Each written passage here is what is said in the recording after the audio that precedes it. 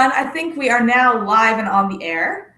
So welcome to the revival of the Wrestling Webcast. Fitness. Yes. So I am Hans, and this is Vivi, and we are here to pump you up. I think your rehearsal one was still like... It was way better. I did off the cuff before, and it was like gold. Everyone, I think we are now live and on the air. And there's a record. There we go. Muting the little playback. Okay, let me start to round up the viewers. Round them up.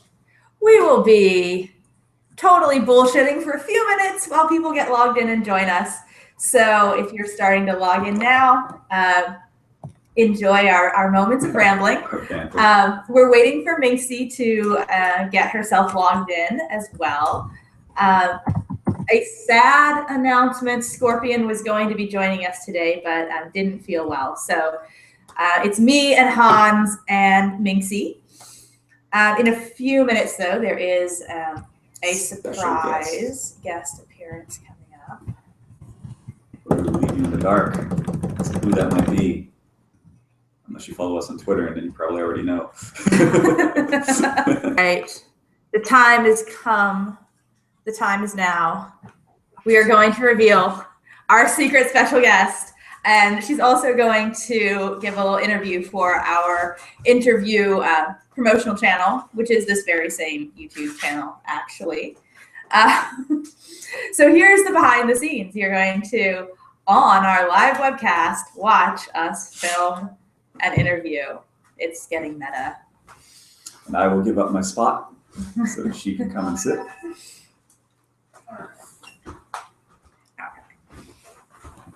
We actually, ready? Okay, she's about to reveal herself. Coming into, okay, go. Keisha Brazil! Hi. So, all right, guys, watching what you can't see, Diablo has a second camera pointed at us right behind the screen here. So we're doing a double recording of this interview for the first time ever. So Keisha, welcome. Thank you. And thank you for the really very tough and awesome match that we did just before this. Yes, it was very, very intense. It was very tough, and it's awesome. It's awesome. There's a long time that I've been waiting to the opportunity to wrestle with you, and was really what I was expecting. You know, very tough and very intense. No, thank you. It's exciting when I hear that people have been looking forward to wrestling me. That's really cool. But this is totally the interview to get to know Keisha. The question that I always ask people on these things is, how did you get started wrestling? I think I was like kind of a troublemaker at school, and my mom said, okay, if you want to fight, you're gonna do it in the right way. So she put me on a Brazilian Jiu-Jitsu class first time when I was 8 years old, and I did for a couple of years and stop it and come back when I was a teenager, and I started to do like very good. I was like 2 times national champion when I was teenager still, and I just stopped it to go to college, and now I'm back for like maybe 5-6 years that I've been training straight, and I just love it. It has been on my life since I was a little kid. So you've been coming and going and come back to it now. Yeah, so now I'm very, very committed to this. That's what I do every day. I train and I teach and I wrestle. That's my day job, and that's my hobby, and that's my fun time, that everything in my life. Yes. Very cool. How did you go from wrestling in tournaments and teaching and training to finding out about the wrestling videos and sessions? So there's a friend of mine, Maria Quinn, that we fought in the nationals like 6 years ago, and since then we've been like very, very good friends.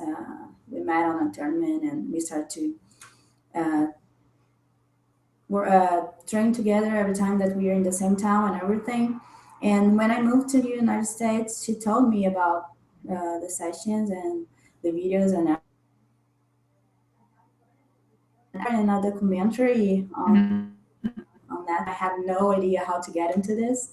So when I knew that she was working with this already, I said, girl, you have to put me on this because it's so much fun and I'm looking for it for a while. So we start to work together. Yasmin is another girl that helped us a lot to go through the steps and understand how it works. And now I'm here.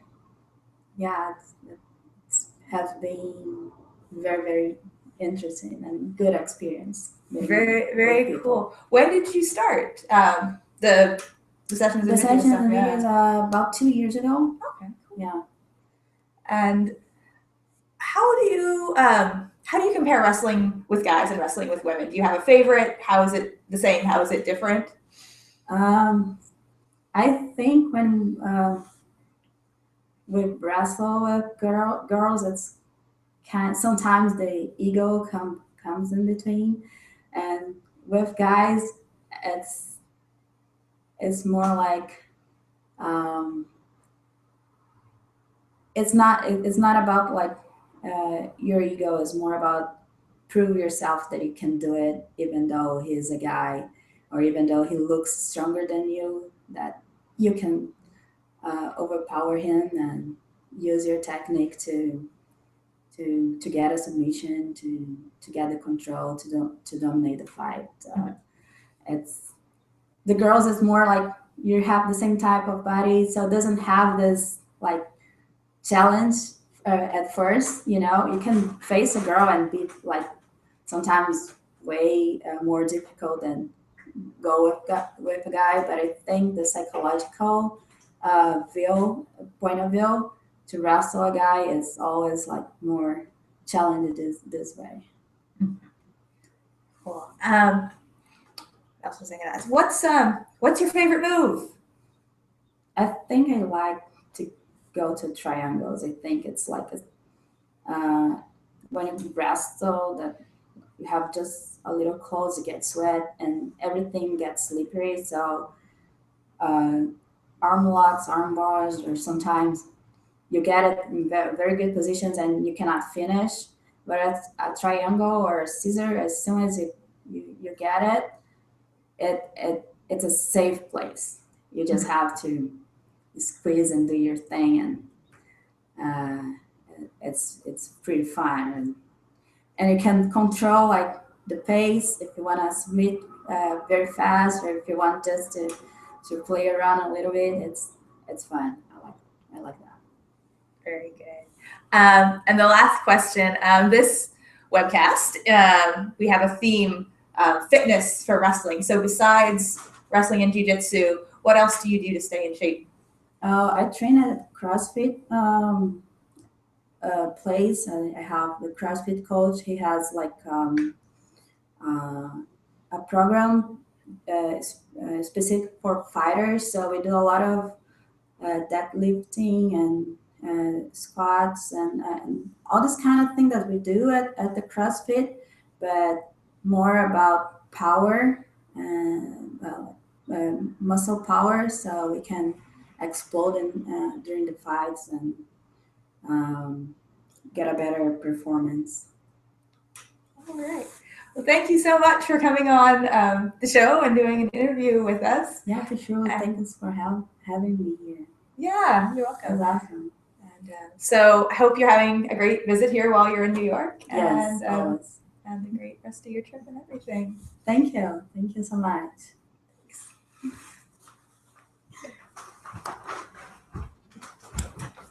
Bye-bye. I don't mean to kick you off. I just need this one. If you want to talk about fitness with them, we can talk about fitness with them. We have more chairs if you want to stick around, Yeah. or if you have like places to be. I need to go. Need to head back. Otherwise, I will stay. It's fine. All right. We're going to take just a second to hug Keisha goodbye. I know Hans was like making a move too. I was. Yes, all And then right. she went to put on her shoes. All right. Yes, take a minute, everybody.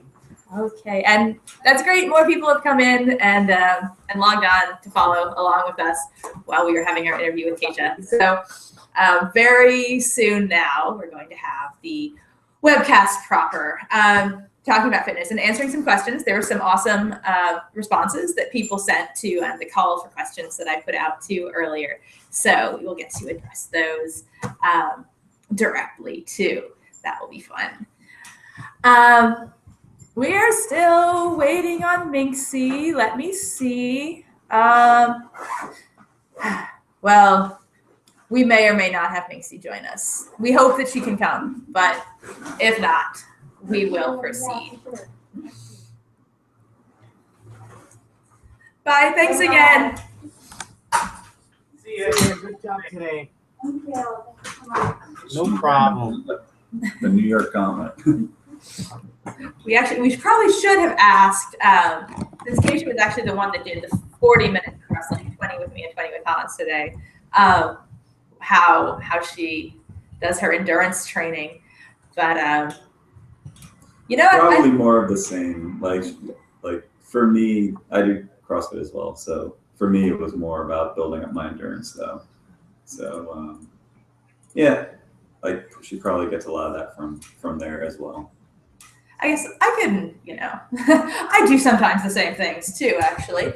And I think that session wrestling is maybe even a better endurance training than wrestling at my jiu-jitsu school, or even for tournaments. An hour is a long time.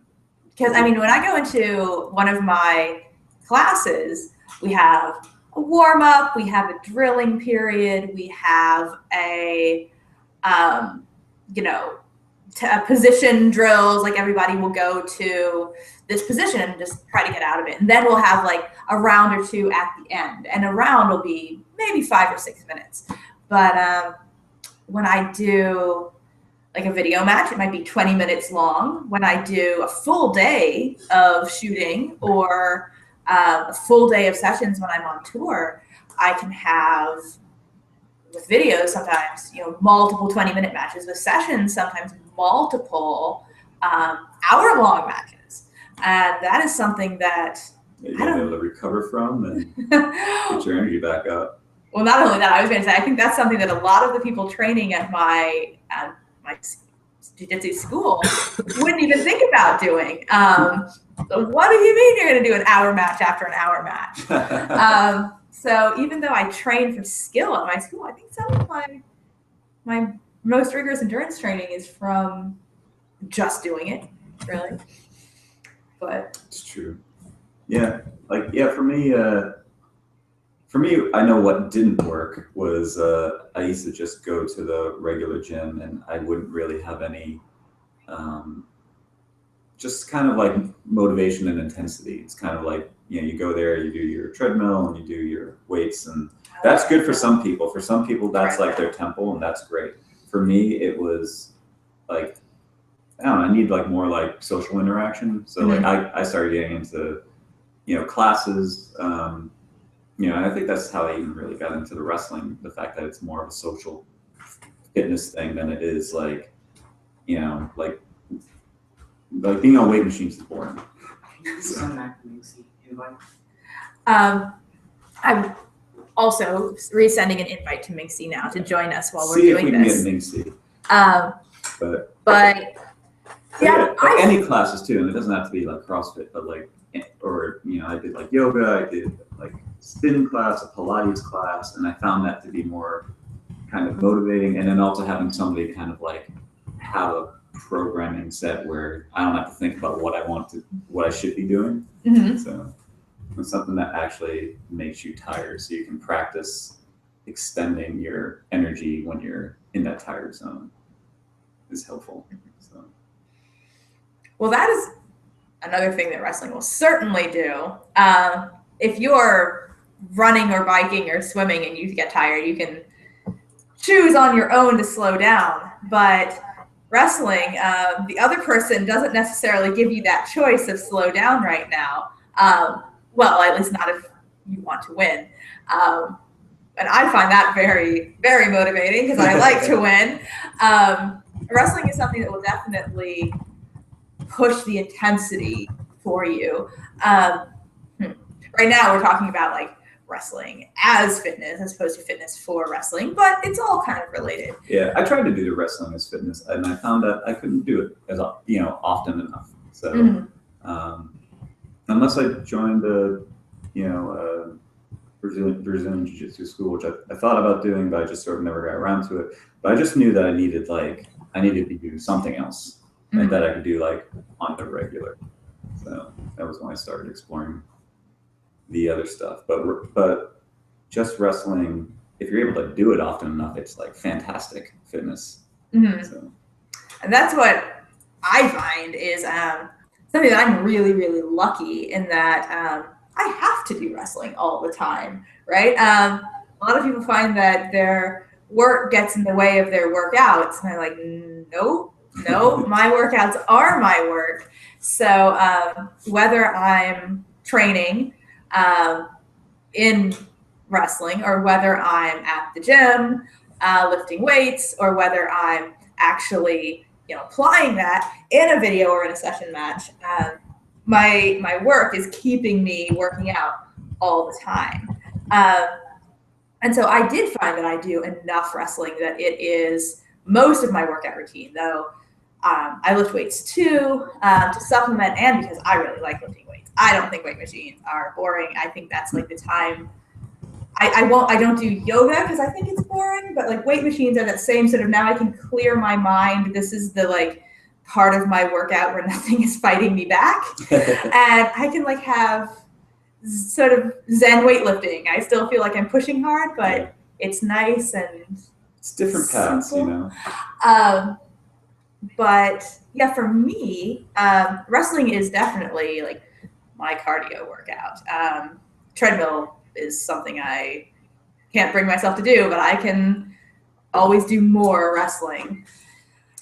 So that keeps me, that keeps me really busy and pretty active all the time. Yeah, this is nice what you were saying about if you have a good match going with an opponent and they can kind of like you can't really decide to like slack off because you're tired, like you said, if you want to win. So it is nice to have that kind of competitive atmosphere where you're pushing each other and maybe you do more effort than you would do if this was something that was just you on your own. So you get like that kind of extra motivation and push because there's a game involved in it and kind of like a little bit of sport. So yeah, that's definitely motivating. For me, that was something that was like almost like necessary because I grew up playing soccer, so that was kind of always my source of fitness and like competitiveness, and I needed something that would like kind of like have at least like a little bit of that where there's at least other people next to you doing the same thing. Yeah, I used to be a runner. That's how I first sort of got into athletics. When I was in 5th grade, I went to such a small school in my little rural town where I grew up that the middle school actually recruited from the elementary school to try to round out numbers for the middle school cross country team. So I got into doing this in 5th grade. And that was fun for a while. I mean, I really hadn't been sporty before that. So finding out that I could be athletic in any way was pretty cool. And it is about the people that surround you that motivate you. I had an awesome coach. And so for a while, I really thought like, oh, running is something I can do. But once I was not on that team anymore in school, running was not something that was fun to like just do on your own. And you're right, wrestling is definitely way more social. Wrestling is really hard to do on your own. Yes. I do remember that I tried to do one video like that though, actually. You wrestled like yourself? It was like a pantomime ghost wrestling. I totally looked like a lunatic. You do like a reverse shot of you wrestling yourself. That'd be pretty cool. Oh, jeez. I feel like I'd have to actually choreograph Can you see that. it on the guest star account? Can we see her? Can you send her a link? Okay. Again, trying to get Macy to log on and join us. She's trying. Okay. Hold on there. Oh, We will try this again. 5 Do you see hours. the guest star? A very large pond away. Guest star. The guest star number 1 account, right? Yeah. Okay. Here it comes. Here she comes. All right. Maybe. Well, I mean, I don't think this is instantaneous. Oh. Hopefully within about, 30 seconds, a minute, She'll we're disappear. hoping we'll have Macy too. That'll be great. That would be fun. And in the meantime, actually, I'm going to go look at what comments have come in here. So let's see. Oh, we have a question asking about the training for style moves. Recovering from, the 2-hour match that I had. Oh, my. Minxie is in. Minxie, hello! Hey, Oh, you started without me. Woo. Wow, we had to start, but I'm so glad you made it. So am I. What have I missed? We've been rambling. Okay. We're good at that. We were Yes, it's okay. Wait, we're not quite hearing you. Can you hear me? Yes, now I can. Awesome. So we've been talking about how to get your endurance up for really long matches, because wrestling session and video matches are usually longer than your average dojo match or even a tournament match. I guess you actually had people actually ask you what do you do to improve that, right? No, we just sort of started talking about it. But Minxie, okay, how do you think wrestling affects endurance training, or what sort of endurance training do you do for wrestling to do those long matches? I'm a great believer in the stag party. They were just awesome. They could go on for up to 2 hours. Are you still there? Can you hear me? Yeah, we can. Okay. They could go on for up to 2 hours, and you'd just be. It's just a conveyor belt of opponents, and every one of them comes in fresh. And the further down the line you go, they come in with more gusto because they've seen all their mates lose, and they want to prove they're not going to lose. And you go 3 rounds with every single participant, regardless of how long or short the time may be. But when it's upwards of 20 people, and I was doing up to 2 or 3 or 4 in a weekend, in 2 days, or when it was over a week, I could do several, and that was the best training, conditioning, even sort of practicing techniques I ever could possibly have. That's what I swear by.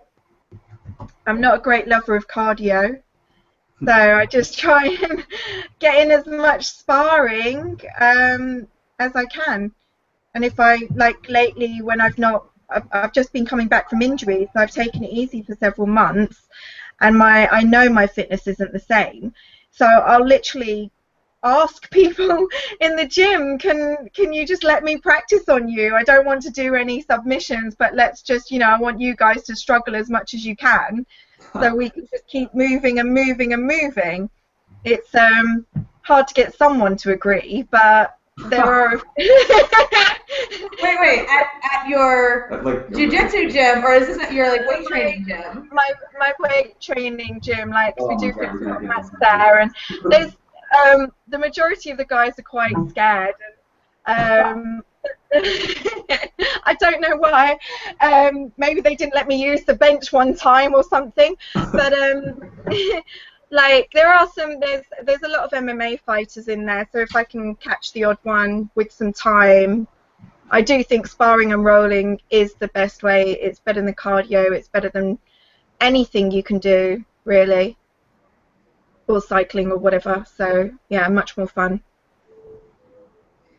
Yeah, we were kind of agreeing on that. And I think, too, the thing about wrestling is that it's not just a cardio and aerobic thing. You're using strength at the same time. You're using flexibility at the same time. It's a really integrated workout.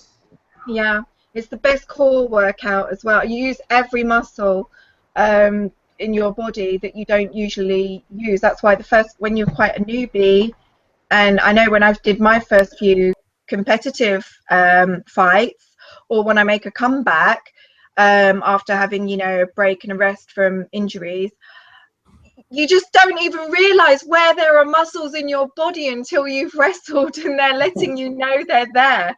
So that I always take as a good sign of the fact that I've worked out muscles that haven't been worked out, and I love it. It's a great way to get quite toned very, very, very quickly as well. That's something I'll definitely warn people about. People that have come in, you know, to try it out for the first time. You're going to be sore. Like, that's normal. Don't worry about it. You're going to be sore in places that you didn't even know you had, for sure. That does get better as time goes on. Like, you're not always as sore as the first couple times you try. Never. I've never been like the first time. I mean, I suppose the first time in many things is never it's never the same after that, you know. It's one intense experience, and then after that everything else is sort of plain sailing. But yeah, the first time I couldn't sit down, yeah, sort of sit down, lay down, stand up without assistance, and yeah, that was really serious. It took several weeks, and then after that, it's never. It's just that nice stiff feeling, or something like when you've had, you know, you've gone to the gym and you lifted like really good heavy weights, and you get that lovely feeling the next day, which is probably a bit masochistic, but I love it. There is good sore, yeah. When you're sore in like the right places, you're like, I accomplished something. Yeah. You're like, I did like a heavy legs workout and my legs are sore. Good. Like, I did a ton of deadlifts. My butt, my glutes are sore. The right muscles worked and did a ton of stuff. And that feels great. It's when the wrong things are sore. You're like, I went to deadlifts and my back is sore. Yeah. Oh, shit. I didn't do that as well. That's the story of my week this week. Yeah, it's not good. I tried to go and I got a bit brave in the gym. There were some guys deadlifting, and I hadn't done a deadlift for quite a while because, you know, just everything, my hamstrings and hip flexors and knee, everything was bad, and shoulder. And I was like, I don't know, I was showing off. Someone said, "Oh, could you really lift that?" I was like, "Of course I can. I've done above 90 kg before. Watch this." And I went straight in without warming up to lift this. I think it was about 75 kg, and I was like, and I lifted. I did about 5 reps, but in the second rep I felt a muscle pull, but I was like, I'm not showing no one that this hurts. I'm going to keep my form. I'm going to lift this shit and look like I did a good set, and that's it. And then I just like, anyway, I proved my point. I'm going to go do some curls over there now and continue with my arms day. This isn't even what I'm doing today, but I was sort of curled up in the corner and cried for a while. There's nothing worse than the one where you have to show off and then you're like, oh fuck. I did the next day and the day after, when I couldn't walk properly, I was like, I'm such an idiot. I really, really am such an idiot. But yeah, it was a good goal to work towards anyway. I'll try again very soon. Same thing with me. Like, I tweaked my back a little bit doing deadlifts last week because I didn't warm it up beforehand. I just started with the weight that I was going to use. Don't do that shit. That's awful. But it just goes to show even the best of us can like get it wrong and be dickheads sometimes. Yeah. So yeah, it's tempting to skip the warm-ups. I have a lengthy set of warm-ups I should do, and I do for the most part. Oh, you said you do. Sorry. But you want to jump right in there and start feeling badass right away. I get so excited. I'm like, oh, I'm in the gym. I've got time. Let's go wild. And like the guys may already be ready and I've just arrived. So I'm like, I don't want to go warm up. I want to join in with the guys right now. And they're like, have you warmed up? I'm like, yeah, don't need to warm up. I'm well odd. So, but It takes some of sometimes. the badassness out of it a little bit. If it's like, hey, can you lift that? It's like, yes, I can, but let me do 10 sets at half the weight to warm up first. Never. But then when you are properly warmed up and you find you're walking out at the end of the lift and someone says, oh God, I was really admiring your form, you looked great on that, and you're like, yes, because I'm doing it right. Yes. It's very it's painful, not to you like personally, but it's painful just to know what people are doing to themselves when you watch them lift things with terrible form, with their I never have bad form. How dare you? What's that? I never have bad form. How dare you? I don't mean you, Minxie. I mean the particular people that spend 2 hours doing interpretive dance in the squat rack at my gym. I see a lot of things. There's actually some personal trainers in my gym, and God knows where they bought their qualification from, because their clients, the things they've got them doing, I'm just like, oh my God, this is unreal. The client's form is shocking. The personal trainers can't see what's wrong and they're not correcting them. And so I'm a bit of a snob. I try to make sure I have good form so no one tells me I have bad form. But also the guys I train with are very strict. They'll grab me and they're not very gentle. They'll bend this in the right place or straighten this up or push this down and pull that out. They're not afraid to like just bend, if they've got to contort me to the right shape, they will, with no apology. Yeah. When you can find a coach that can actually really drill into, it's like, okay, you got that up, but your knees were too far forward. That's gold. You definitely want to stick with a trainer like that who will correct you, because nothing sucks more than like, oh, I did this really heavy lift and now I'm like, I can't walk for the next 2 weeks or can't do any other sports I want to do. So. And you didn't work out the actual targeted muscle area. You probably, did your joints rather than your muscles.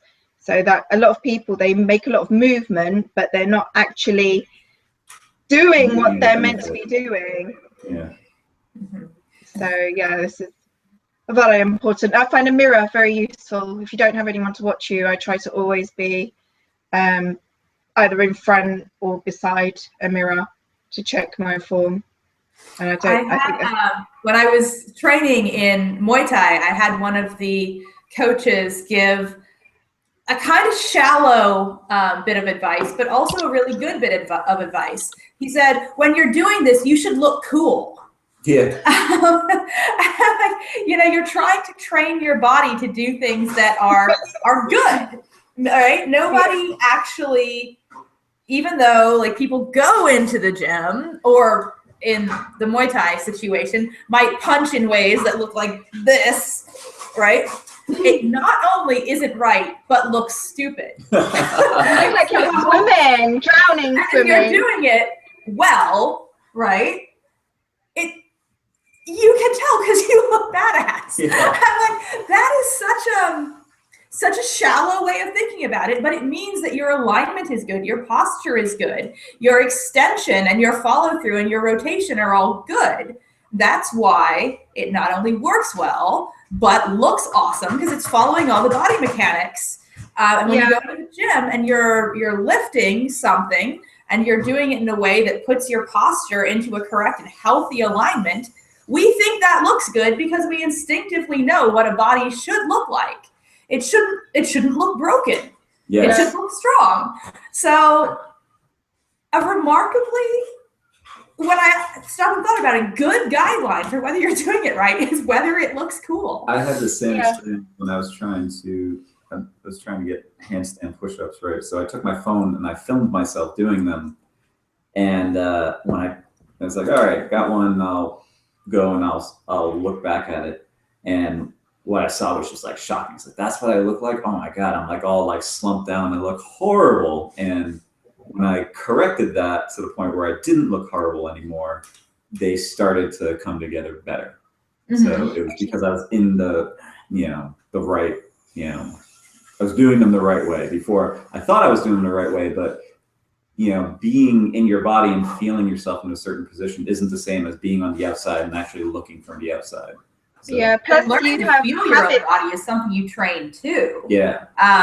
Like your proprioception, which is like judging your own body in space, improves as you train, just like strength and balance and flexibility and endurance and power. It's something that you do learn. I can feel now when my posture isn't correct, and I will correct myself. And talking about press ups, that's something many people don't get right. And actually, Damien did point out to me. Well, I think the last time I visited you guys, we all went to the gym together. My head sort of was lower to the ground, and you kind of think you've gone closer, and apparently it's a big mistake a lot of people made. And since Damien pointed that out to me, I actually went away and I came back to London. I practiced it, and one day, just while I was waiting for a set, I just dropped and did like 15 press ups, which I probably need to practice again now. And this PT just looked, he went, oh my god, that was amazing. I was like, what do you mean? He goes, you did those fantastic. And I was like, oh, thanks. I've been practicing.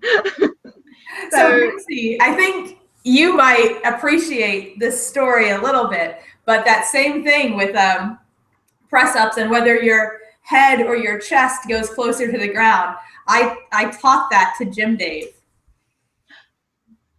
Is he watching?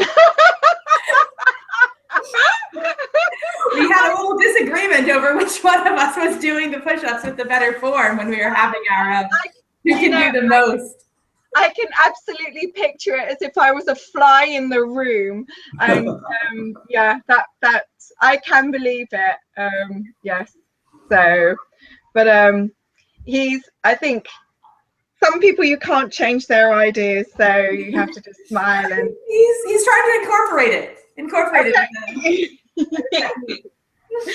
Oh, that's amusing.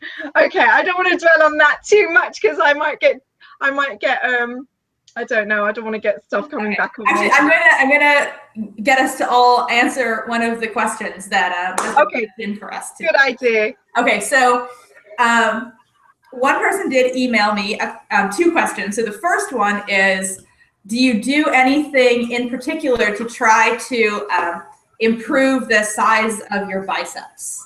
I wanted to ask that. And do the lady wrestlers care about the size of their arms? That was my question. Is there anything we can do to improve the size of our biceps? So to get bigger progression. Do wrestlers care about it? Do you try to do anything for it? Myself personally, because, and I think with yourself as well, this applies. It's like a trademark. I think a lot of females have got different parts. Like some girls are the legs, some are the height, some are the abs. And I mean, you're the whole package, BV. And but I think my biceps are quite known, so I have to make sure I don't really want bulging ones all the time, but because I'm kind of known for it, I have to make sure they're still maintained and there. And when I'm not training as much, I'm very aware if I'm losing my muscle mass. Recently I had a huge crisis because like I'd lost a lot of weight, but I kind of didn't, my body fat had gone up, which was truly upsetting, which meant it was my muscle that had gone. So yeah, I'm like doing everything I can to try and build the muscle mass back up again and get all the shape and the contouring. But now lately, my newest thing that I never bothered so much with before is the shoulders. I used on everything else and I didn't want these shoulders, but I now do, and I've realized they actually look quite good, you know, on women. If you do it right, they can look good. So I want to start getting a nice, I want the tennis ball. I think I've got a long way to go, but yeah, those kinds of things matter to me. I think that I love that shape, everything from here to here down. I really think, yeah, that's really good if someone's got that, you know, because the other part of the question, Minxie, was, do you know the measurement of your biceps? I won't measure them. Shall I measure them? They were 14 inches. Holy I'm shit. so jealous. I'm like, I think, do you know what? I think because everyone's seen me in my bra before, so like, it won't matter if I get them out now. But I think when a while back, Jim Dave first measured them, he said they were 14 inches, and he said that they were, I don't know, because Arnold Schwarzenegger, when he won his first natural competition, was only about an inch or two more. I think he was 17 inches. So I'm only 3 inches less than Arnie.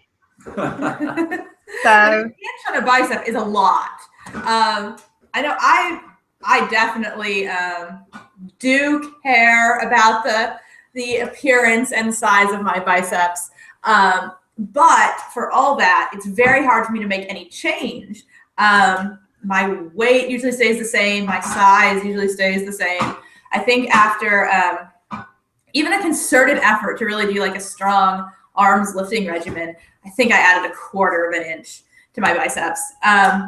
But on the other hand, I do have it easy because my arms are something that comes very naturally to me. So I get a lot of. You got nice shoulders. What? I want those shoulders. But the thing is, I train a lot more in terms of weightlifting, full body lifts, chest and back, and a lot of glutes and hamstrings things. And my arms end up just getting their workout in the process of doing chest and back, because the arms are always going to be moving and working in there. And because I'm vain and because I know I'm known for my biceps, I'll do a set of curls at the end of my lift. But so much of what I do have is genetics. I can work a lot more, and I do work a lot more on my legs, and they don't do this. Yeah. They do a There's a lot of men in my gym with that problem. I think it's worse on men. I see there's all these really big guys in my gym, and there's nothing they can do about their calves and their legs. They have these little chicken legs, and it's a tragedy for them.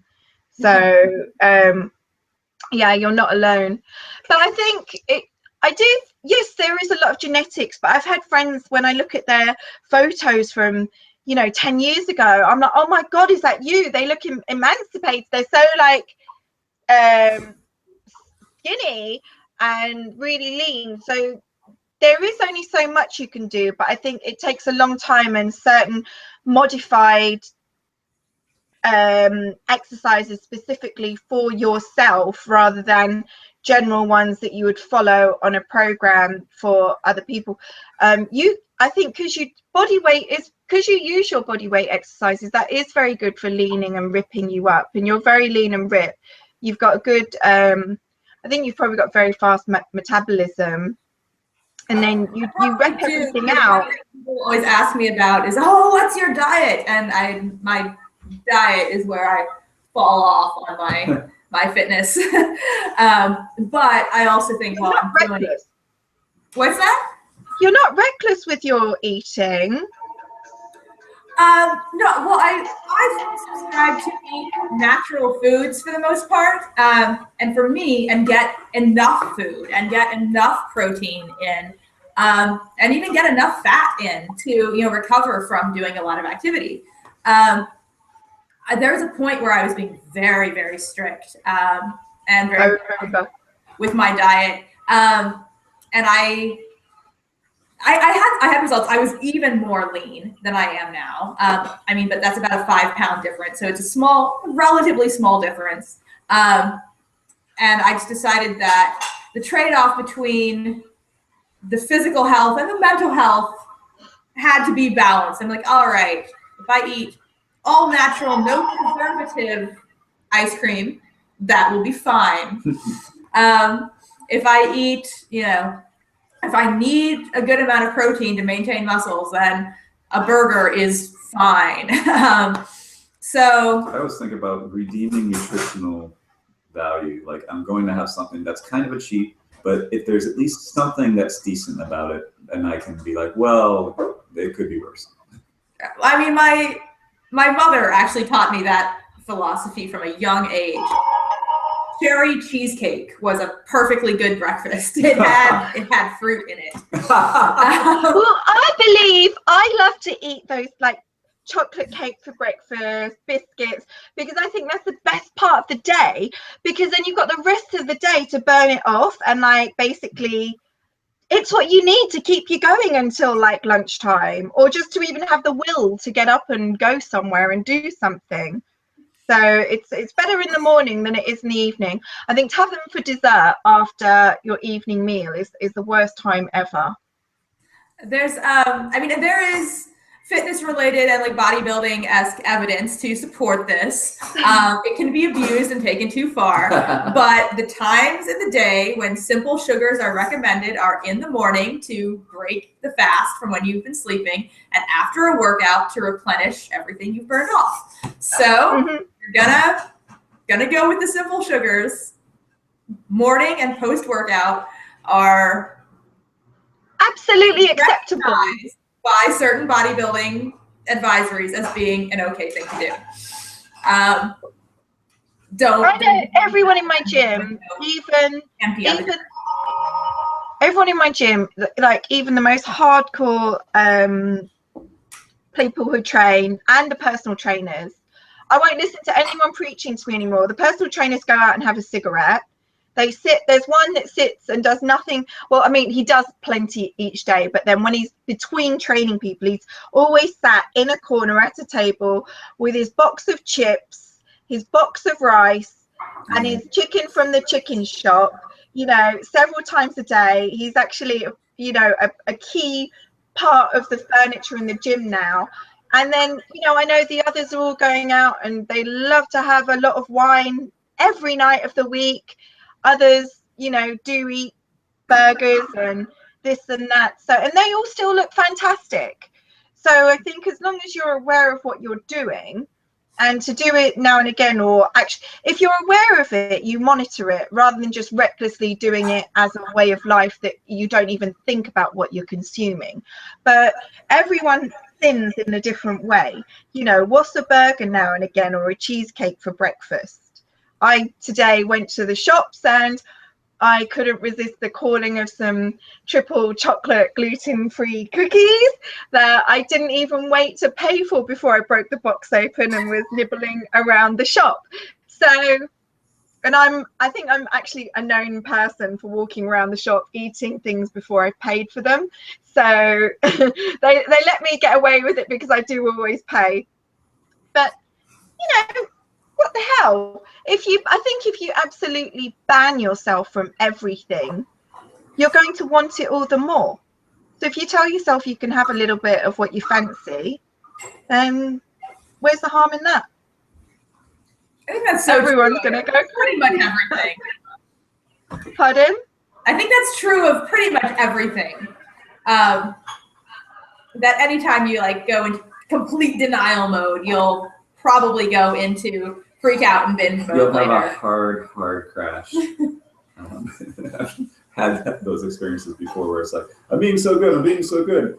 Chips and dip. Like a whole bunch of stuff that I should never eat, and I just eat like a ton of it. And it's like, all right, maybe a treat every now and then. Not like that. Like a little one will stop that from happening. Okay, I'm gonna give us another one of the questions that the fans sent in. Someone had also asked, okay, whenever I watch the mixed wrestling videos, and anytime that there's an arm wrestling match included in there, said I noticed that normally the guys will win the arm wrestling and the ladies will win the wrestling. So the question was, is that because guys are stronger but strength doesn't matter so much in wrestling? Or is it because guys are stronger in their upper bodies and women are stronger in their lower bodies, which helps them in the wrestling? So, okay, that was the question. Should I answer first, or okay? I think it's a load of bollocks, really, in a minxism. But I think because I know there are some men you and I can genuinely beat in an arm wrestle. Genuinely. And of course, there are a lot of men that we can't. But I do find men cheat. There's this cheat. What I realize it's called the Kung Fu grip. They go like that because a man actually taught it to me. He taught me how to never lose an arm wrestle. He said you get the Kung Fu grip, and then you have to put your whole body weight. It's not just your bicep and your shoulder. You do that, so automatically your opponent's wrist is bent down. And then you literally use your whole upper body weight. It's not your upper body or your arm and shoulder strength like it should be. So I tend to see the ones who win a lot easier, that's the grip they use. I've seen females do it as well. So and I think some women, I've seen plenty of women with very, very strong upper bodies, and I've already commented on the men I see with weak lower bodies as well. So it's I don't think it is a gender thing really, because in both genders there are many different forms, strengths and builds. Of course, I think with jiu-jitsu, Brazilian jiu-jitsu, which is mainly what your main technique you use in sessioning, that's what it was designed for. It was a little Gracie was getting beaten up by his brothers and cousins, and he was fed up, so he designed something that would help it. He designed a technique that would help him in his small little stature and weak strength to sort of overcome the strength and size of his cousins and brothers. But I think women can move faster generally. If you've got a 6 foot something, 190-pound person coming for you, you learn to move pretty quick on the mats, because once they're on you, it doesn't matter how strong you are, you're not getting them off. And often the case of someone as petite as yourself but very strong, Phoebe, when you get the mount on somebody, it doesn't matter how large they are, they're pretty pinned to the ground, no matter how big and strong. So there is an element of technique, body mechanics. There are some men who are stronger than wrestling. We come across them all the time in your academy and my sort of gym, because they're coloured belts, they're better and they've been doing it longer, and they've got better technique. So I think wrestling isn't about brute force, and that's the problem. If the man or an opponent is less formally trained, men automatically use a lot more force and gusto, and the whole beauty of martial arts is you use the force and strength, the physics and momentum of your opponent against them. So the harder they come at you, the more detrimental it actually is for them. So that's my opinion. Yeah, I think there's also like strength is just one part of the game in a wrestling match. There's also, besides skill, there's like strength, power, and then there's also like strength, endurance. So maybe you can put up a good effort for, 3 to 10 seconds, but then like as it goes beyond that, you rapidly, get tired. And some people have developed, their their energy systems more where, they're able to sustain, like they can start at their near max effort, like 90%, and they can sustain that for a long time without it dropping off significantly. And then some people, will start that way and they'll just tank. So. Mm-hmm. That's the mistake that a lot of guys make. That's what I like in a session. I let them go for gold in the first 10 minutes or 15 minutes. And I know after 20 minutes, they're mine. And it's just a case of me toying with them for the next 40 and taunting them and making them suffer for daring to think they were going to get somewhere. That's the joy. So, do you include arm wrestlings with your matches? Like, have you noticed any correlation between like who wins the arm wrestling and who wins the match? I'm epically shitty at arm wrestling. So I usually there is technique, yes. I usually don't do them unless I get like put up to it, and I usually lose. But I have been getting a little better at it, where I've actually started to win more of them. But yeah, it's just it's not my thing. And you are a strong person. You train and you wrestle a lot. And I know from people that wrestle you that they say that you're strong and you look strong. And so, yeah, there it goes. That does eliminate the idea of men being strong in upper body, making them better at arm wrestling.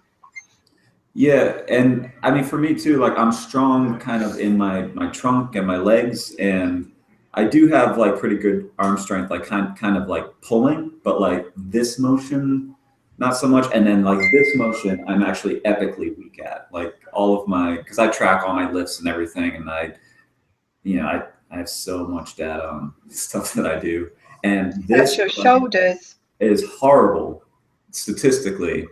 Whereas like even this is better, and like those are totally different muscles, Hans. they are totally this is better Yes, than, like, that's chest, that is shoulder. This is back, this is your belt. But I'm saying statistically, I'm not saying like I should be able to do the same amount of work, but like statistically, I compare to other people better like this way. Like this is one level, and this is like 5 levels below, like where it should be. Like most people, if they can do this, they can do a certain amount of weight up here. And for me, like I can do this, but I can't even come close to what I should be able to do, like this way. So it's different. People's bodies are different too. So. I will dispute that because I had that issue because I never trained my shoulders. I could push a lot of weight on my chest and my arms, but I was never in the gym for shoulders day. When I was going to uni, the classes just didn't work out that I could do shoulders day. And then also because of my shoulder injury, so I was always very nervous about doing it. But in this past sort of 6 months or so, I've really gone in on shoulders, and I'm sort of lifting, I mean not huge amounts, but I get the guys to spot me on weights that they get quite stunned that on the barbells, because they say they haven't even seen guys. They don't know. There's even guys they know that can't lift sort of 16 kilogram dumbbells and 10 to 12 reps or whatever. But that's where I'm starting. But I'm hoping I can progress some more. So that's where I've got to. But I want to progress more. But I think if you concentrate on it more, if it's your weakness, you need to spend double time on it. Yep. And get over the psychological idea as well that it's a physical genetic thing. A lot of people, yeah, like a lot of people want to spend time on stuff that they're already good at because it looks better, it's and gratifying. It's gratifying. You feel good after it.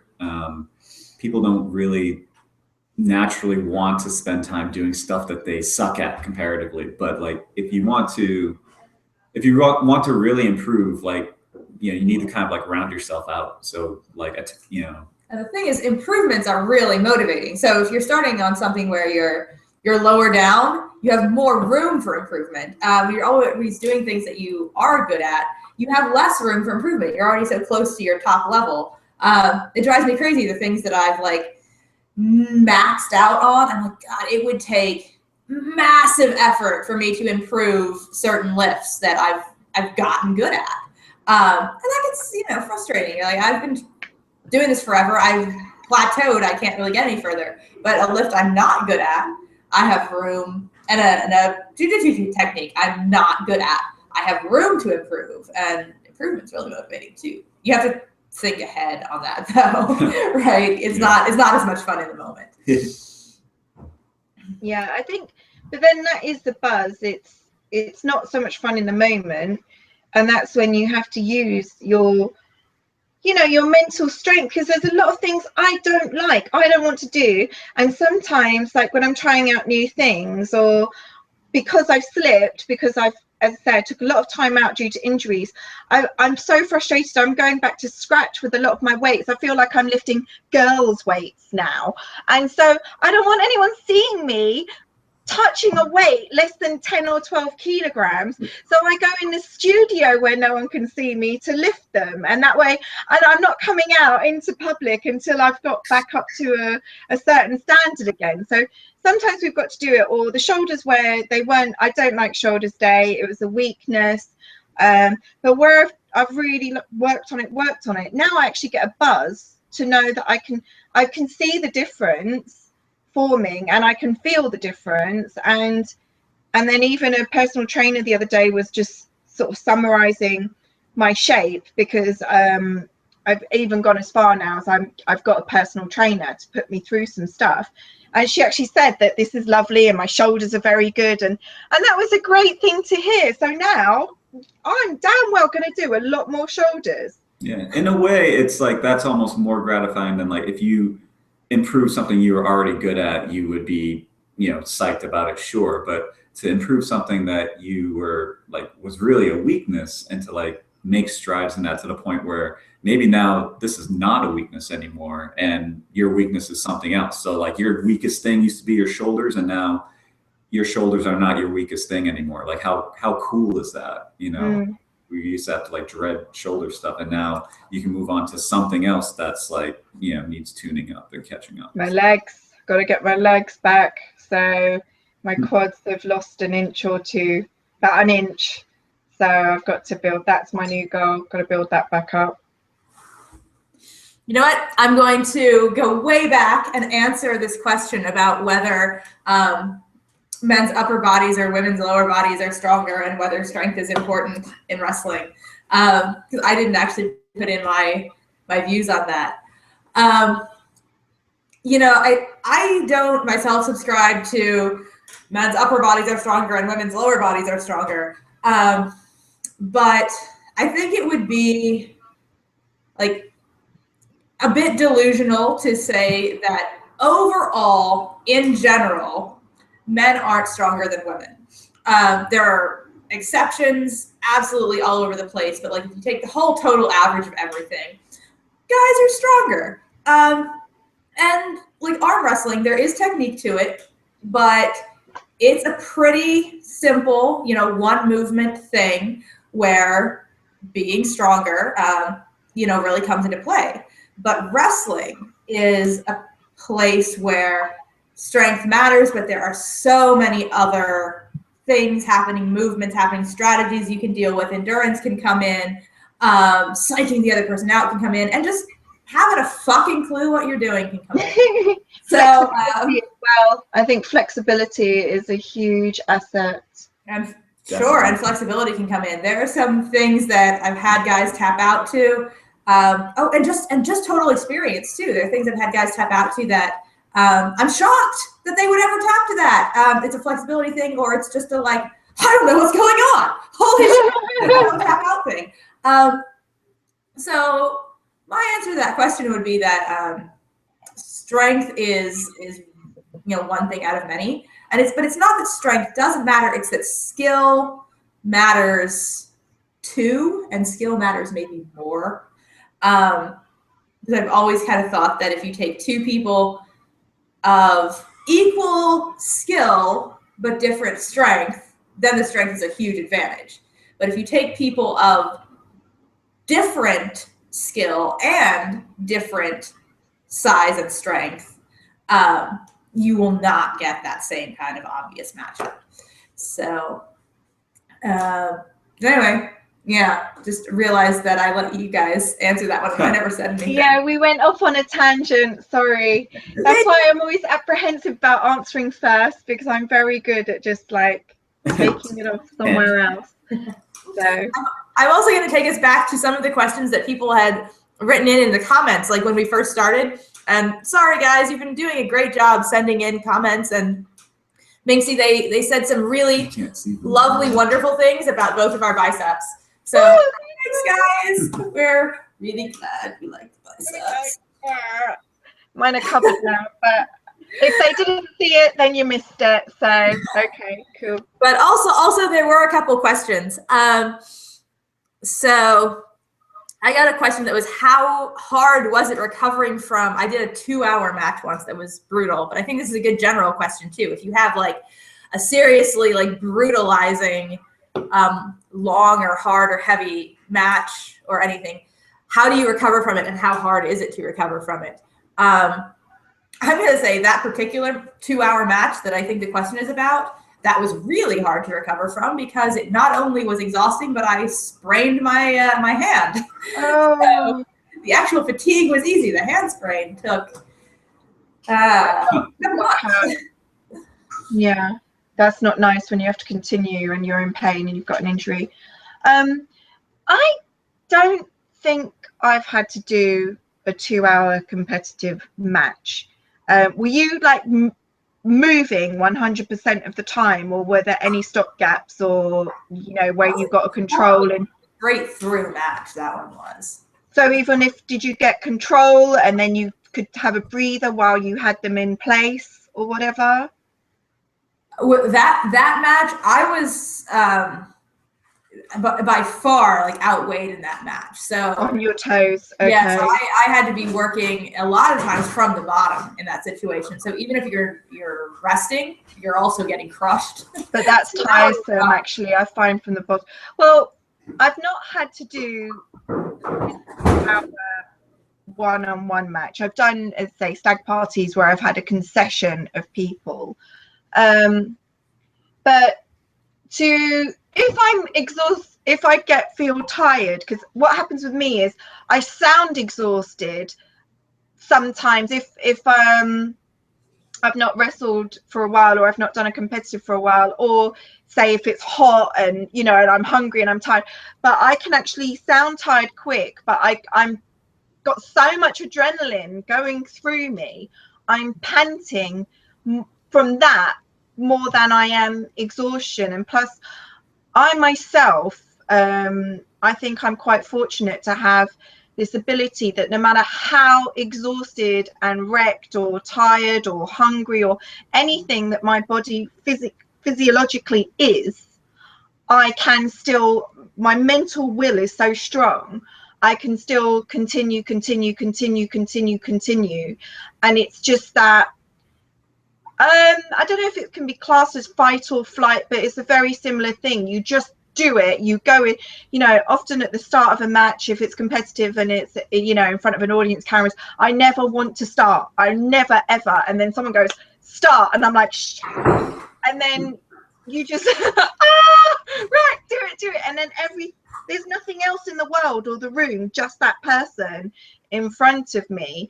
And I go into a zone, and then you just soldier through it.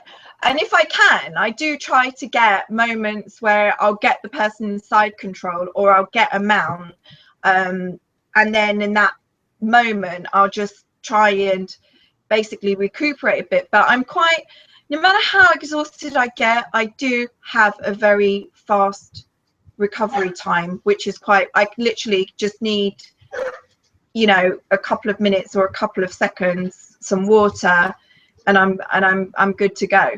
And how do you feel the next day? I'm cool. I am cool. It was only the very first competitive events I did when I had no really any good training, and I'd only been on the scene 2 weeks, 3 training sessions with Honey. But I've done some serious hardcore training in the gym. I did the other day, I had a really good spar and a roll with a coloured belt he was like 6 foot something. He's very built, very strong. And he just said, we're sparring.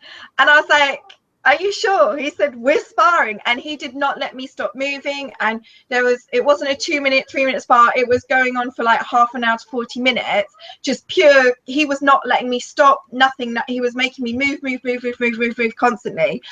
And I could feel myself like, and I thought, I'm going to sleep well tonight. And next day I get up, I'm fine. I don't really, even when I do heavy weights, everything, I don't really feel it the next day. My personal trainer said, you're going to feel this tomorrow. I didn't. A guy who made me do serious loads of reps and really high weights on shoulders, he said, you'll feel it tomorrow. I didn't, and I don't. The only thing I will feel is, say, tight hamstrings. If I've done stuff and I didn't stretch out afterwards, or I've done whatever, worked my muscles out to the point that they start to get tight. That's all I really feel. I think I'm fortunate. I don't really feel that too much. Quite lucky there. The one thing that will really get me in terms of recovery, because I can do quite a lot, and I can, like you were saying, you'll feel dead tired, but when something starts, you'll be like, all right, then here I am, I'm in it. But the one thing that will really get me is if I don't hydrate enough for a match, I can get a headache from that that'll last me a couple days. Ugh. And that's miserable. Sounds I mean, you can still keep working with that. It's like, all right, where's my Tylenol? I'm gonna like just fight this damn headache. But I know sometimes if I've had a really intense match, and I think that 2-hour bondage wrestling was one, because of course we were sweaty as anything. We had stopped to take a sip of water in 2 hours.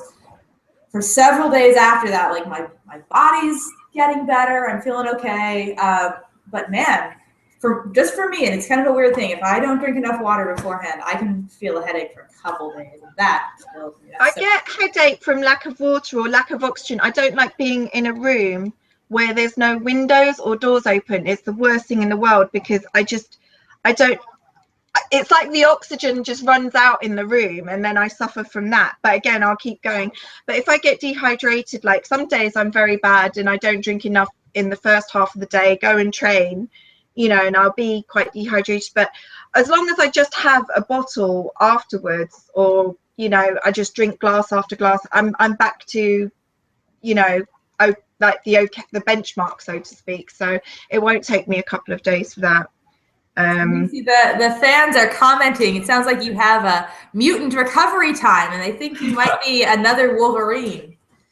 Do you know what? My dad is a soldier, and I didn't get to play in swing parks as a little girl. When Dad was in charge, I was taken to the assault courses, and I was very naughty in school.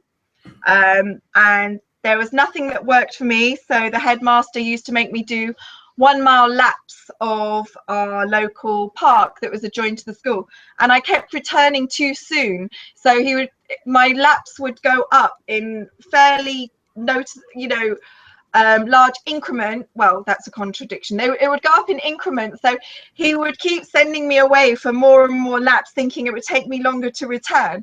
I hated running. I still hate running now, and I think it's associated with that. So, and then he would be so shocked when I would suddenly be back, and he thought he'd just sent me off on my way, and he would take my pulse, and he'd be quite impressed that it had sort of recovered quite quickly. And when I cycle and I pedal really fast, I am lucky. I do get a good recovery quite quickly. But I'm sure I've got an Achilles somewhere, but I'm not going to tell anybody what it is. So yeah. But I think it's mental. It's just mind over matter. And I do think I've got a high pain threshold, and I'm quite sturdy.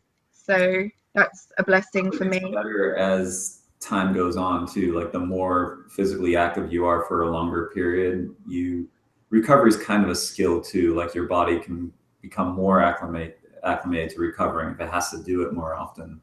So I think your body regenerates if you look after it. That has an influence on how much it regenerates. I've always drunk water. I've never really abused myself. Not extremely. I mean, I did go through periods of not good sleep and maybe drinking a lot very often, but that was just a window in time. But generally over the years, I've always done sports at school. I was very active. I was on the team games. I loved the combat sports or the contact sports. Then I did a lot of trampolining, and then I was always cycling, and as a youngster I was skateboarding or roller skating. So I suppose if you carry it all the way through and you maintain eating well and drinking lots, and I swear by sleep, water and good food, I think it makes a huge difference. So everybody, we've been broadcasting for almost 90 minutes now, so I'm going to bring us kind of to an end. Everybody, if you have a question for us, go ahead, put it into the comments, and we'll do like a speed answering of questions. And to give you time, if you have another question you want to put in, I'm going to say, Hans, you haven't told us what your recovery program is. Yeah, I'm actually on the fortunate side too. I tend to recover very quickly from things, whether it's like a match or like a intense workout. It wasn't always that way. It's gotten better as time has gone on. I remember like the first CrossFit workout I did took me a week to recover from. Now I do tons of stuff like that, like multiple times a week, and I'm fine the next day. But it's also, yeah, kind of like Minxie said, with like the good food, hydrating, sleeping well, not drinking as much or too much, because that'll kind of fuck you up. But the more you kind of like do stuff too, I think your body gets better at recovering. So, and I also, after I do stuff, I'll either do like a protein or like BCAAs, which are branched chain amino acids. I've looked up stuff that's supposed to kind of like help your body and your muscles recover faster if you've been taxing them. So that's a good point to raise. I never use those, but I know that a lot of people do. yeah. Like say pre-workout as well to have the energy. I don't do those. I don't do protein, pre-workout or recovery stuff or anything, but I know some people really swear by it, but those things don't often work for me, as in I just put on lots of weight. Yeah, they help for me. They help. I think they have like different effects on different people, and like depending on what it is too. Like protein may work really good for somebody and not as good for somebody else. Whereas for the person that the protein doesn't work for, maybe a pre-workout thing works better for them, where their muscles are getting replenished as they're doing something. So I've played around with it a lot. So I've tried different things and different sometimes I do the protein after, sometimes I do just the pre-workout, and sort of like checked in with myself at the end and see like, all right, so how does that feel? And, and adjusted from there. So. All right, I'm going to begin our speed question portion. So, all right, we're gonna all only take like 30 seconds or so to answer these questions. The first one was, what kind of training do you have to do for pro style wrestling? I won't go first. Let everyone else get a look in first. For pro style wrestling, those are tiring matches, even though they're not actually competitive. So you have to put tons of energy out because it's about performance. So regular wrestling and strength training is good, just to be in good shape, to have good endurance. But what you really need for pro style is really performance training. That's where acting comes in. And it just has to sit on top of whatever sort of general fitness training you have. You need to make sure the other person is trained really well. If you're the heel, the bully, you hope that your jobber has had some like serious flexibility training. I love pro style jobbers that do yoga, because man, that's when you bend them really, really beautifully into great pretzel shapes. That's my answer for pro style. Yeah, I was gonna definitely say flexibility, practicing the holds, because when you're in those holds, if you're on the bottom, like you need good flexibility. If it's like a back bendy thing, you have to be able to hang out there for a while. But if you're the one putting them in the hold, you have to have good body control too, so that you're not actually balance. Going Don't to fall back on them. and break their back. Yeah. So, and that's actually like, in a way, like more challenge. I've said all the time that like the pro style stuff is, in a lot of ways, more challenging than the just regular competitive wrestling. Because you have to be like stronger to do it. There's something extra, and you have to hold positions too. So it's like an isometric lift, a workout. And you have to, like I was saying before, you have to look cool while doing it. Definitely. I agree with both of you. In my experience of pro wrestling, a lot of people say it's fake, so it can sound a lot less, you can give it a lot less credibility.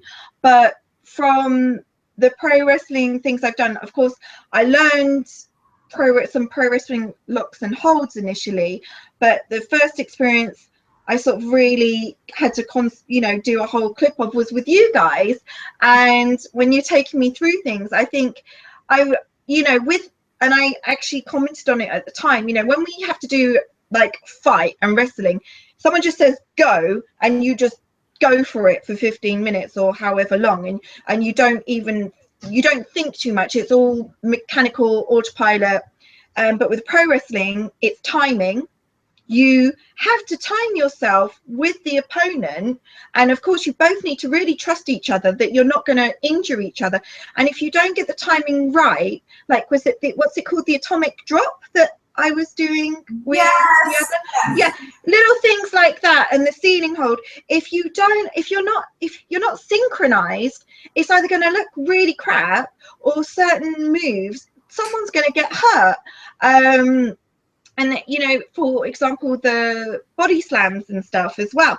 And then the other thing is, it's mentally so tiring trying to remember your sequences and, you know, time it right with the person and the movement. So I think all of that makes it a lot more challenging. And of course the flexibility, because I did a lot of backbreakers that day, and I thought I was bent in an arch, and I look at the video and I was like flat as a plank. And that was when I realized I've neglected my flexibility in yoga. I used to be far better, but the weight training shortens all my muscles. But yeah, it's definitely, you need flexibility. You need, I think, to have a very good trust with your opponent or your colleague as they do with you. Timing is very important, and also some form of coordination as well, and motor skills, because if you're a bit clumsy, or you're a bit, you know, just you haven't got the movement, it's just not going to work at best, and at worst everyone's going to get hurt. Okay, we're going to keep going quickly through the final questions. Let's see. So a question that I guess is for me. This one is there a discernible difference between a long wrestling match and a long bondage wrestling match in terms of like exhaustion and recovery? No, not really. Both are really physical, great challenges, but probably the two differences that might come into play with bondage wrestling are grips, because you're hanging onto ropes very tightly.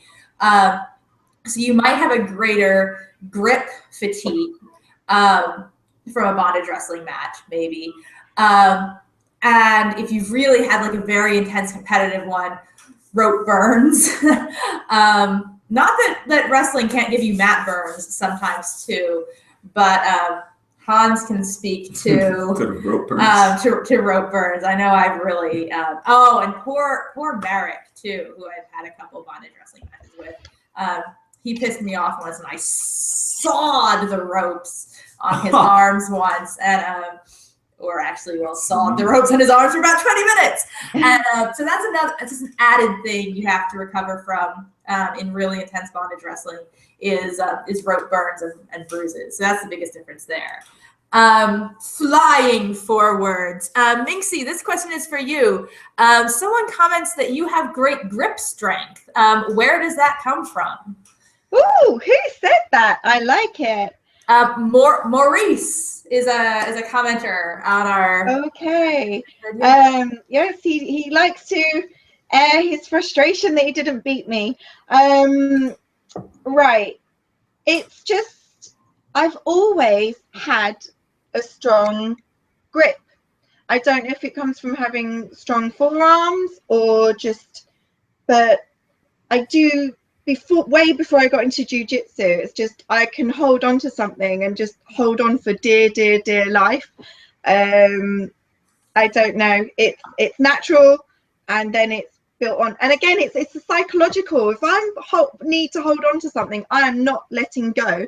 And I think since I've come into the wrestling, I think what's made it helped even more than what it was before I began wrestling. Is the oil wrestling. If you can learn to hold on to someone covered in oil who's wriggling, writhing, and doing everything they can to get away, then holding on to someone without oil is just so easy, you know. And it is.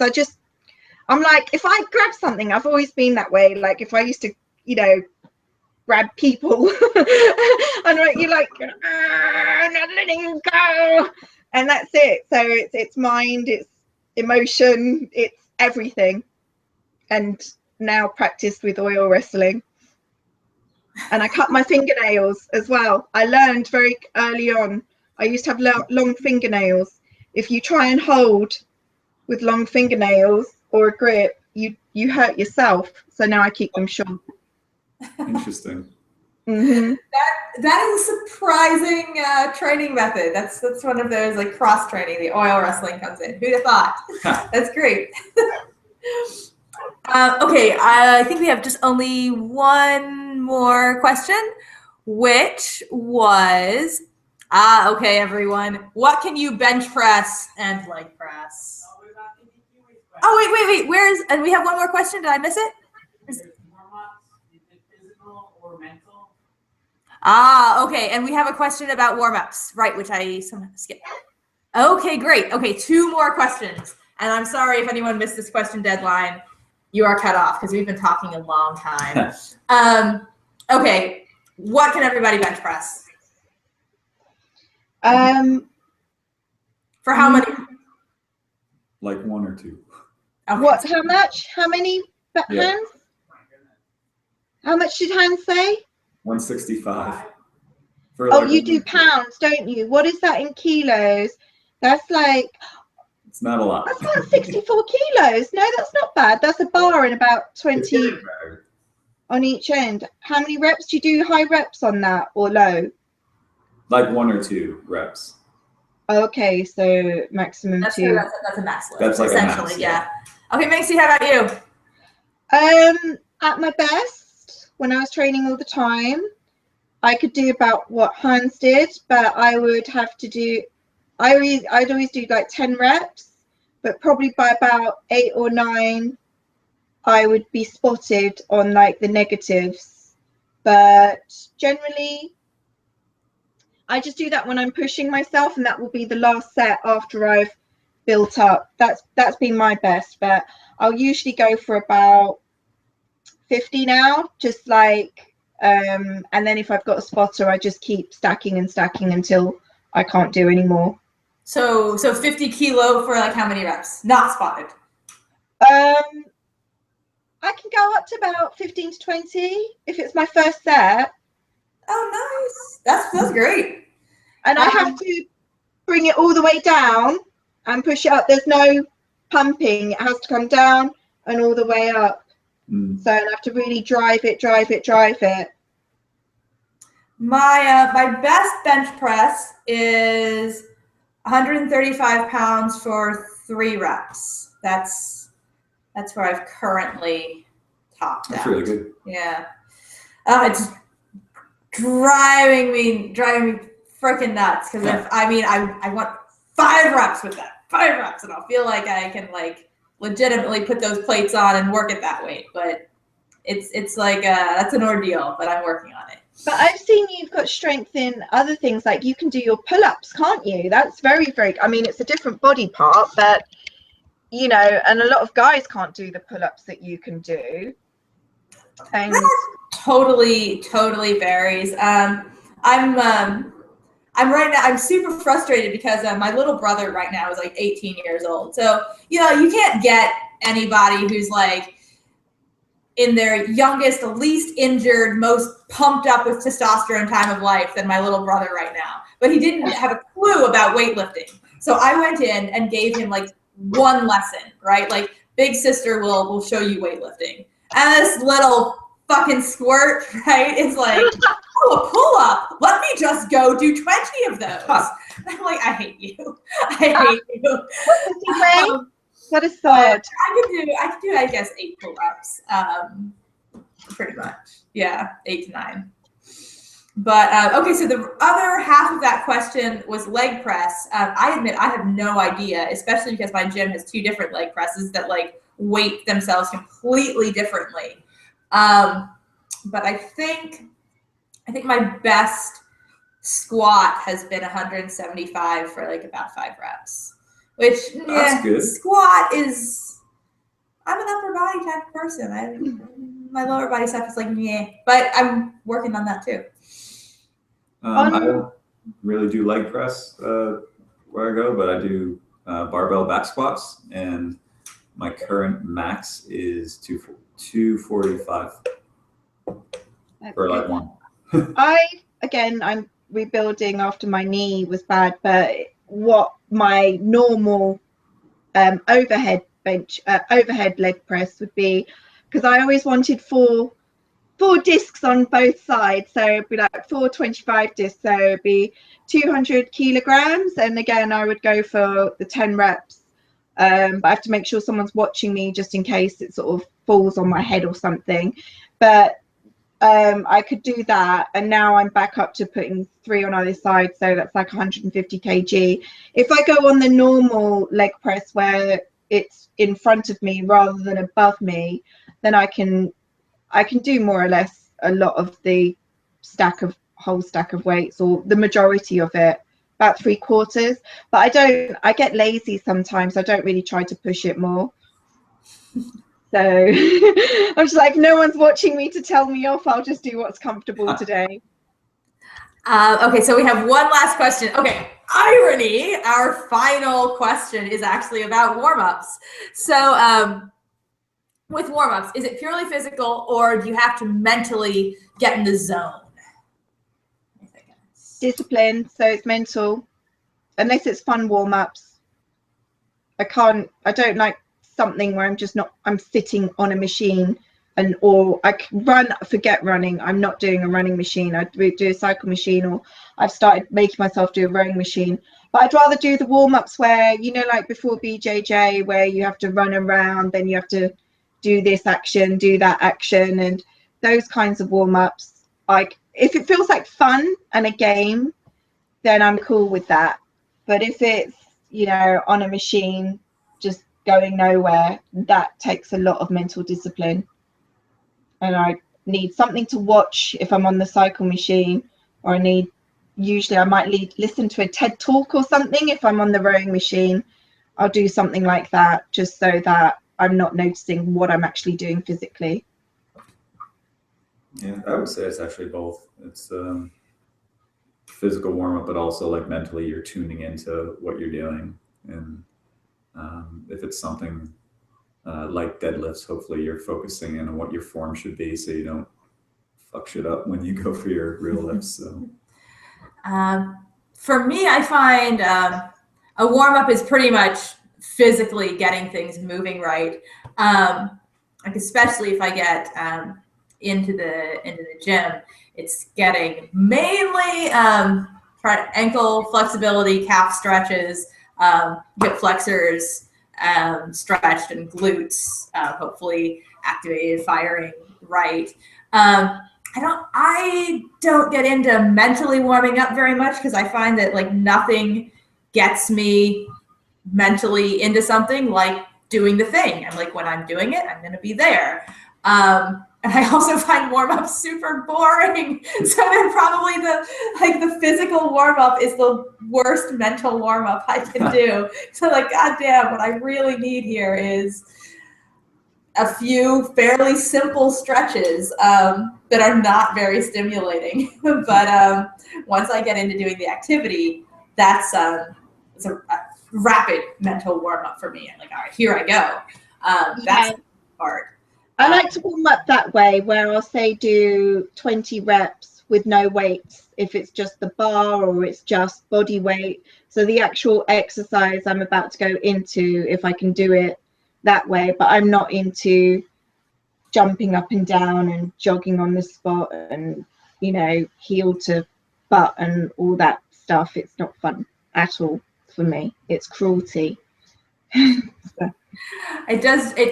It does irritate me that my jiu-jitsu school can, some of the classes will have a really lengthy warm-up. And I'm like, this is wasted time that they could be teaching us things. And they can spend like 15 minutes on the warm-up sometimes for like a 60-minute class. I'm like, that's fucking awful. If you need that much warm-up, come in ahead of time, earlier, before class, and do it yourself. There's another, and then the instructors at my school like vary greatly. There's another very good instructor who just comes in, tells you what your drilling technique will be that day, and you warm up with the drilling. Which is The drill is a warm up. Yes. The drill is the warm up. It's super practical. You're getting in your reps on your skill based exercise, not being tired from like running 100 laps around your tiny little mat room, and you're warmed up in the appropriate, like flexible, like, you know, my leg is getting stretched this way and my neck is getting this way, and you're ready to go live. Imagine this. Practical warm up. So good. In Venom's school, she told me that their warm ups are like 1 to 2 hours for some classes. Damn. Can you imagine? Yeah, the class is like 3 hours long.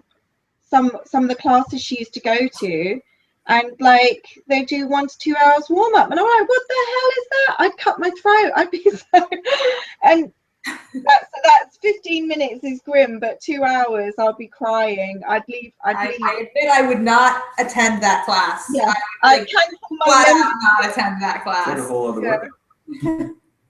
I mean, a conditioning, even a conditioning class, if you're spending 2 hours, you haven't been doing it intensely enough, actually. That's weird. You're already exhausted, so you can't actually, you haven't got the same energy or even the mental concentration when it does come down to the drills. And when it reaches the point of sparring, you've switched off, you know, you're like, no, I've given you everything. So there's nothing more left in me. All right, I think we have chatted ourselves into like an almost 2 hour webcast. This has been Quite a return. This has been its own Fun. challenge. So I'm going to release our very dedicated, wonderful viewers off to. I'm sure you have some other things you can be doing today, but thank you for sticking with us and listening to us talk about our workout programs. Thank you, viewers. And Maisie, thank you for joining us. That's great. Great to see you. It's always a pleasure to see you both, you know, and Diablo, who's off screen. It's always a delight. So, and I can't wait to see you all in person again one day somewhere. Come on back. Yes, we need more good visiting time. Yes. You know my heart. My heart is in Brooklyn. That's one of my most favorite places that I've ever been to. So I love Brooklyn. Truly. I can't wait to return. Well, we'll be excited to see you. Everybody, good night or morning or day, wherever you are, and thanks for watching. Bye. Bye.